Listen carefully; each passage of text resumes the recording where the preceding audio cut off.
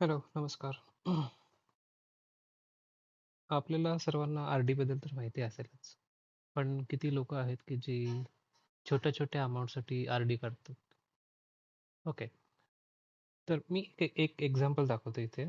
अ, आपण सोसायटीचा मेंटेनन्स भरतो. आता जसं की आमच्या सोसायटीला 30,000 चा मेंटेनन्स आहे वार्षिक. म्हणजे महिन्याला 2,500, पण वर्षाला तुम्ही एकदम भरला तर 29,000 भरू शकता. पण बरेचसे लोकं असे आहेत की जे महिन्याला 2,500 भरतात. बरेचसे लोकं असे आहेत की जे 7,500, 7,500, 7,500 असं भरतात.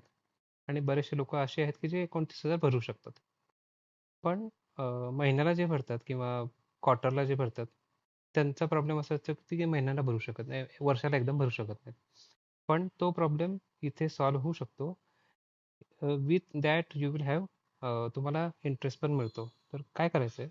ओके. तर मी तुम्हाला एक एक्झाम्पल दाखवतो. जसं की मी इथे एक ओपन आर-डी करतो. ह्यामध्ये मी अमाउंट टाकतो 2,500. ठीक आहे.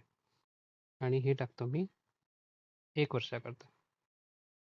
आणि जर मी ह्याचा इंटरेस्ट आणि चेक मॅच्युरिटी व्हॅल्यू बघितली, तर ही इन्व्हेस्टेड 30,000 आणि मॅच्युरिटी व्हॅल्यू ₹31,030. म्हणजे ₹1,000 फायदा आहेच आहे इथे.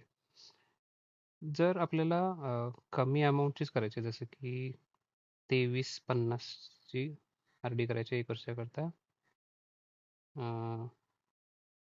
फ्लेक्सी आर-डी, आर-डी 1 वर्षाकरता. तर याची मॅच्युरिटी व्हॅल्यू होते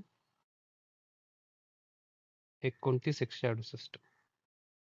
म्हणजे तुम्ही विचार करू शकता की वर्षाला 29,000च भरायचे आहेत. पण तुम्ही किती 2350 दर महिन्याला आर-डीची करू शकता. जसं की 2,500 पेक्षा दर महिन्याला 150 तुम्ही सेव्ह करू शकता.